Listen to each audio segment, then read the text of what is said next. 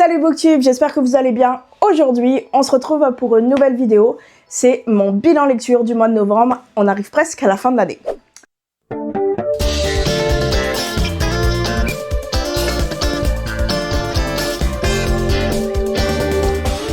Ce mois-ci, j'ai lu 8 livres, ce qui fait 3564 pages, ce qui est quand même un bon rendu. 3 livres que j'ai noté 3.5, un livre que j'ai noté 4, un livre que j'ai noté 4.5 et 3 livres que j'ai noté 5 étoiles. So, quand même, un bon ratio, je trouve, assez équilibré et quand même des très bonnes notes. Quand même 3-5 étoiles, donc il y a eu quand même pas mal de coups de cœur. J'ai lu 33 heures, ce qui est quand même assez bon, c'est presque une semaine de travail encore. Un petit peu moins que les mois précédents bien sûr, mais le mois de novembre, il y a eu d'autres choses qui sont passées, et notamment ma fête, donc je lis un peu moins.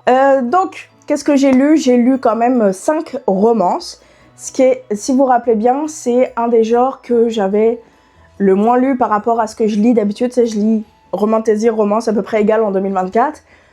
Là, cette année, ça s'est un peu inversé avec les thrillers et la romance.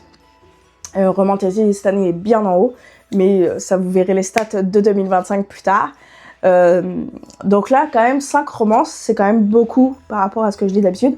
Une romantasy, un que j'ai classé policier et un thriller. Donc, quand même, on voit l'émergence quand même de la romance, puis que je pense que ça va continuer avec les livres, toutes les romances de Noël que je vais lire et que j'adore lire parce que c'est le mois après mon anniversaire. Pour moi, on tombe à Noël et j'adore ça.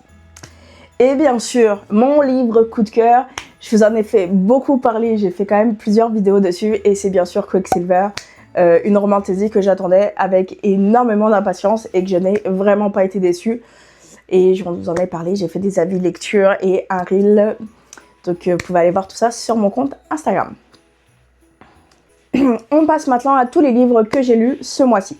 Donc le premier livre que j'ai lu, c'est « Tous les membres de ma famille ont déjà tué quelqu'un ».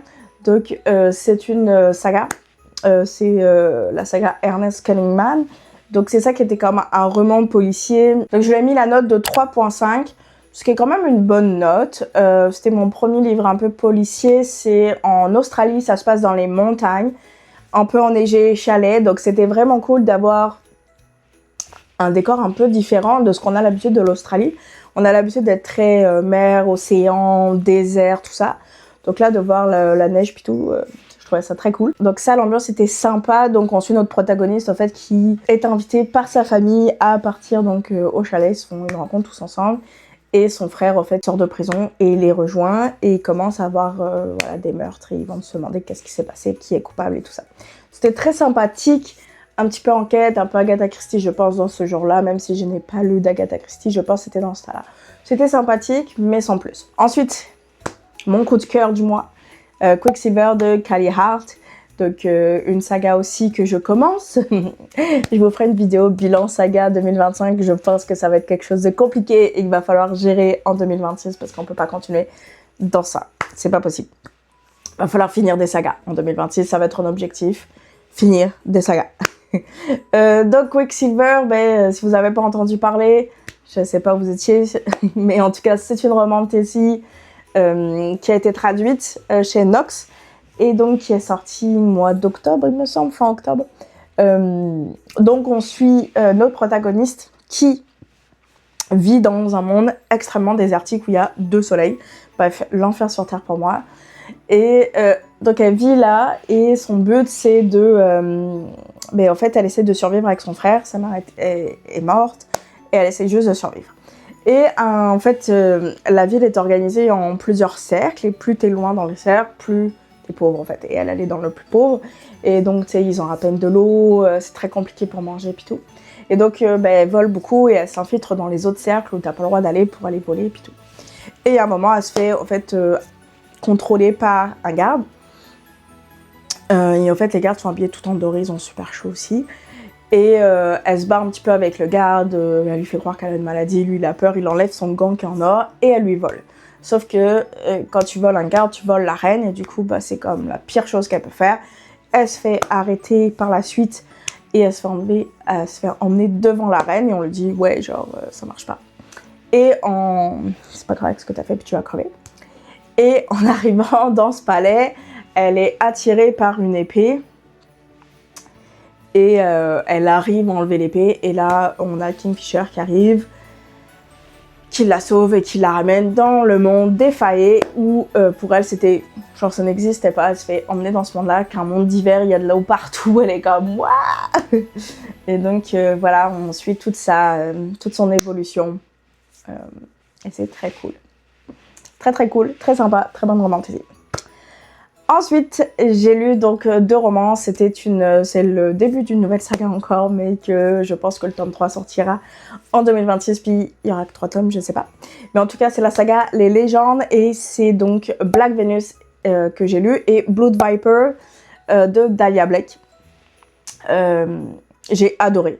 Honnêtement, si vous ne les avez pas encore lus, lisez ces romances, c'est trop bien.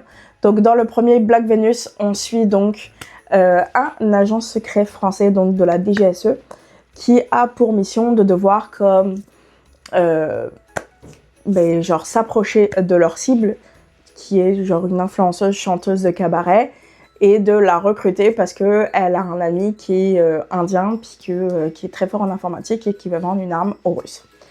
Et donc en fait il doit s'en approcher pour la recruter pour la DGSE, qu'elle porte un micro et qu'ils aient des informations contre cette personne-là.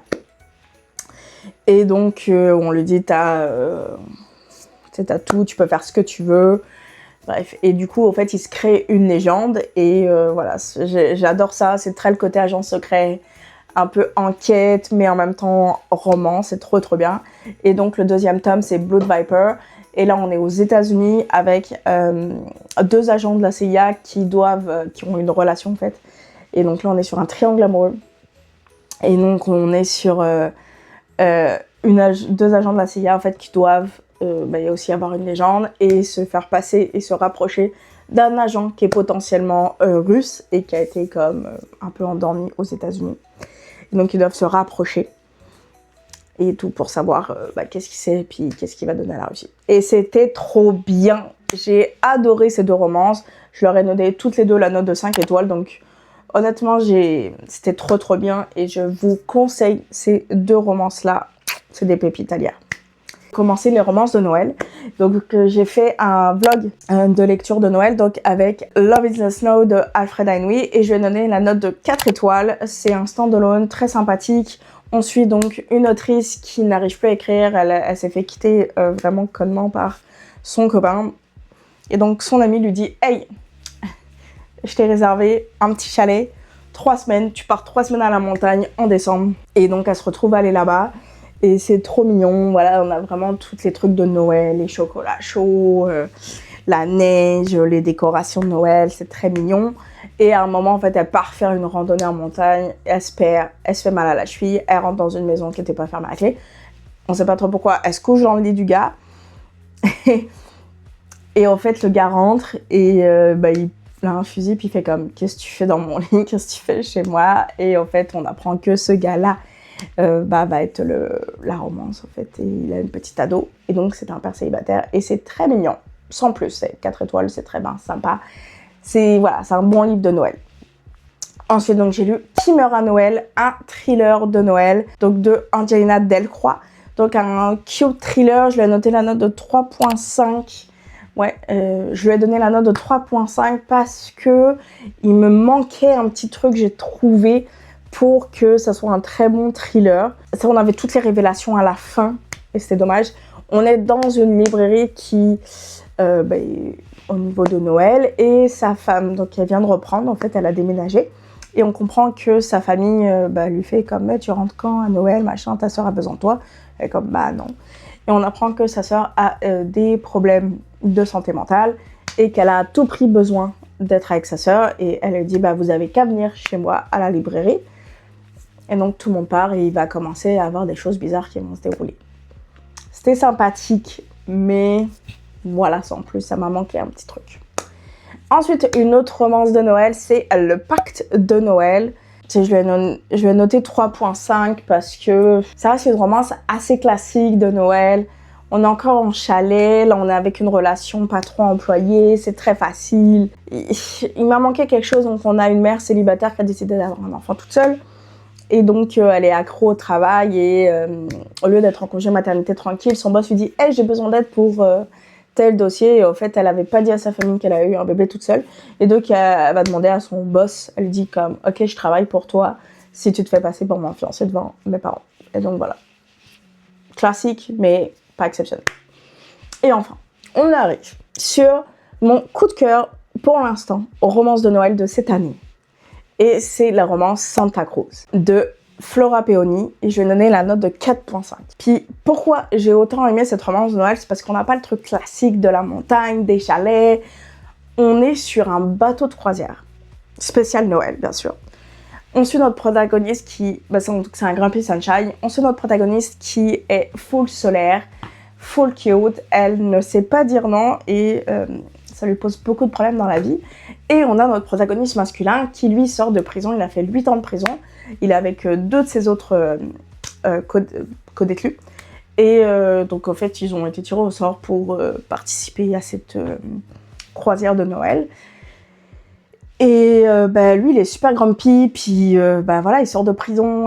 Ça a été 8 ans difficiles. On va apprendre pourquoi il est en prison et on va apprendre tout ça. Et donc, ils vont se rapprocher. Ça va être très mignon, très belle romance. Et j'ai adoré. En fait, c'est vraiment ce côté qui est comme pas... Ouais, qui est original, qui est très drôle, c'est très mignon. Vraiment, j'ai adoré. Si vous devez lire une romance pour l'instant de Noël cette année, je vous conseille à tout prix Santa Cruz. J'ai vraiment eu un petit coup de cœur pour cette romance de Noël. Donc voilà ce qui finit mes lectures du mois de novembre. J'espère que vous avez aimé. N'hésitez pas à me dire, vous, ce que vous avez lu au mois de novembre, ce que vous êtes en train de lire, quelle romance de Noël si vous en lisez. Bref, j'aimerais bien qu'on discute en commentaire. Donc on se retrouve très très vite pour une prochaine vidéo. Bye!